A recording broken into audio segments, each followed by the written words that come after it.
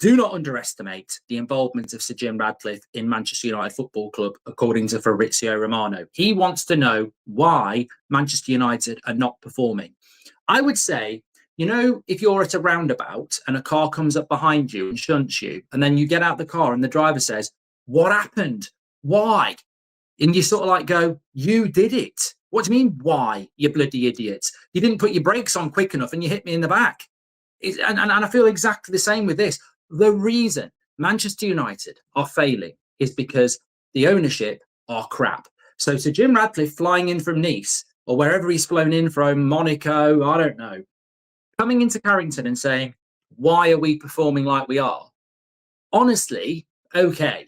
Why is Bruno playing in the midfield? Because you didn't buy me a midfielder. Like it really is that simple. I don't really understand why the media are so naive about this. I don't really understand why we would be so naive about this, because if I sat in a room with every Man United fan and we had a panel and we all had interactive buttons and we discussed the problems at Manchester United, I know it's very easy to lock in on results and live in the moment. But the reality is, if we did a poll, you can get rid of one entity, the players, the manager, or the ownership.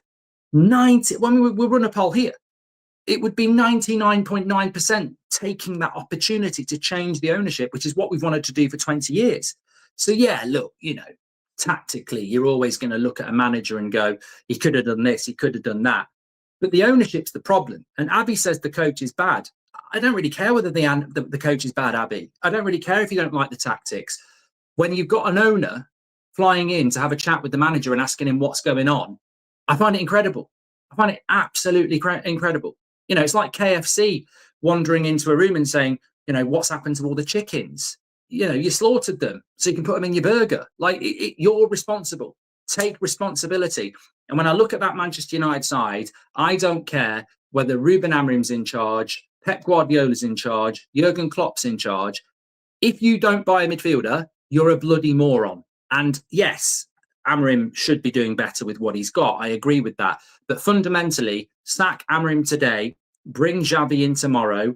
You'll be moaning the next day about the lack of a midfielder. They haven't set this up in the way that they should have done. What am I meant to do? Also, Jim's on the case. Watch out. So Jim Ratcliffe's about, watch out. Ratcliffe's about, you better watch out. Because Ratcliffe's about, boom, boom, boom, boom, boom, boom, boom. Watch out. Ratcliffe's about, watch out. Ratcliffe's about, you better watch out. Because Ratcliffe's about, watch out. Sir Jim is about, yeah. I mean, but generally, look, we can all have a laugh on a Friday, but what is that? Sir Jim Ratcliffe's flown in. I don't trust Sir Jim Ratcliffe.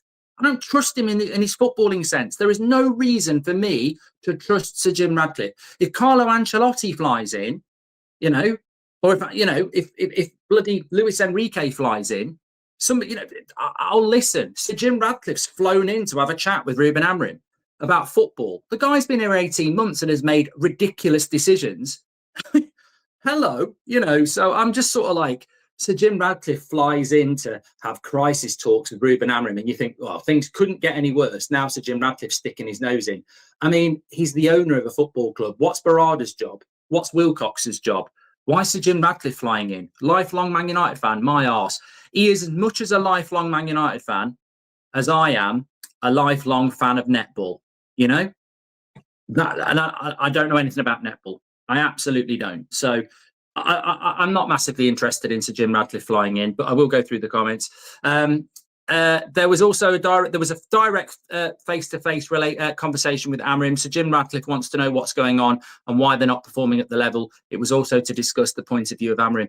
I mean, look, if we get simplistic on this, Sir Jim Ratcliffe wants to know what's going on and why they're not performing at the level. Like, if I'm Sir Jim Ratcliffe, I do not fly in to Carrington and sit in an office with Ruben and go, at the end of the day, what's going on, Ruben? What's bloody going on?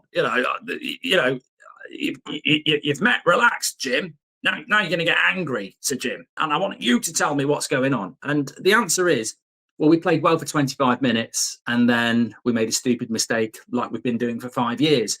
Against Fulham, we should have been 3-0 up at half time, but again, we didn't take our chances. And then we made a stupid mistake and they got a draw. Against Arsenal, we played really, really well. We made a stupid mistake in goal. You didn't buy me a goalkeeper.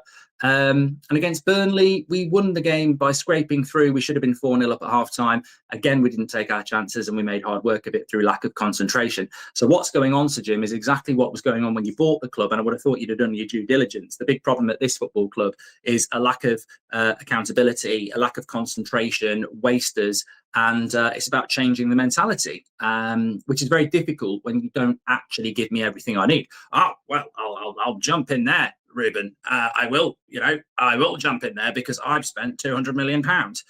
Did you think that was enough? Well, it's a lot of money, and it's like, we are not a top 6 team. I'll have that chat with anybody. We're not a top 6 team. We've lost to 2 top 4 teams.